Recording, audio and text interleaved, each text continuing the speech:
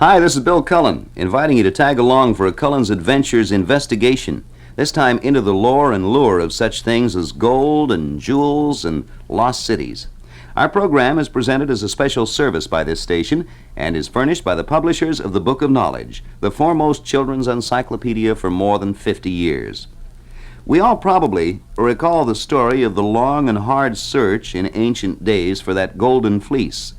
And Middle Ages man sought the legendary Philosopher's Stone that was supposed to turn ordinary metals into gold. Now the lure of that item at the end of the rainbow proves too much for us mortals to resist, and it being what it is, the discovery of America was really a boon. There were 2 unmapped continents to be gone through, and who could say just what was over the next hill? No other myth of early America fired the imaginations of so many 16th century adventurers as did the dream of the magnificent El Dorado. It told of an Indian chieftain, El Dorado, the Gilded Man.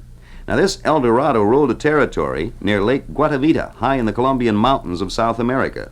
The lake, so the legend went, was a sacred place, and into it the Indians threw offerings of gold and emeralds.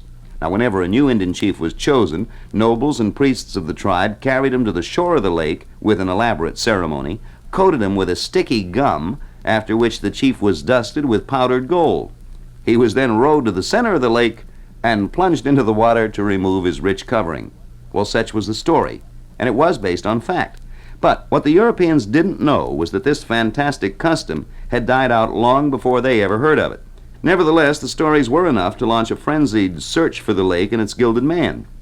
In 1529, No. 1 expedition was launched, but hostile-feeling Indians put a quick end to that search. Several years later, 3 separate groups set forth to find Lake Guatavita. They unfortunately all got there at the same time, and the question of who got there first became a problem. While the leaders of the expedition were sailing for Spain to submit their arguments as to who should get the spoils, some of the men left behind tried to drain the lake, and they did recover a small amount of its treasure. There have, of course, been many El Dorados. The quest spread from South America into what is now New Mexico and Arizona. In 1540, Francisco Vasquez de Coronado set out with a well-manned company, goal, the 7 golden cities of Cibola. Here it was said Indians lived in gold palaces ablaze with precious stones. Needless to say, Coronado never found the place, so he pushed on to Texas, crossed Oklahoma, and rode into Kansas, and once more his vision of riches played him false.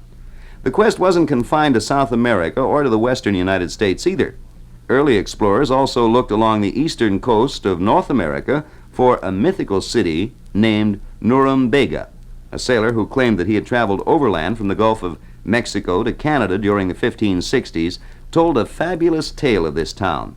Its houses, he said, were built of silver and shining crystal, its inhabitants dressed in the finest of furs, and possessed pearls and rubies without number. Alas, nobody has ever found the riches of Norumbega. Well, that's about all we have time to pursue today. I'm racing out to find El Dorado, but I do have for you a free, easier-to-come-by little treasure. If you'd like to share some of our stories with the rest of your family in a special free booklet, all you have to do is write your name and address on a postcard and mail it to Cullen's Adventures, Box 3400, Grand Central Station, New York City. How about letting us hear from you? Till tomorrow, and I'll be joining you with another edition of Cullen's Adventures, furnished by the publishers of the Book of Knowledge. This is Bill Cullen saying thank you and goodbye.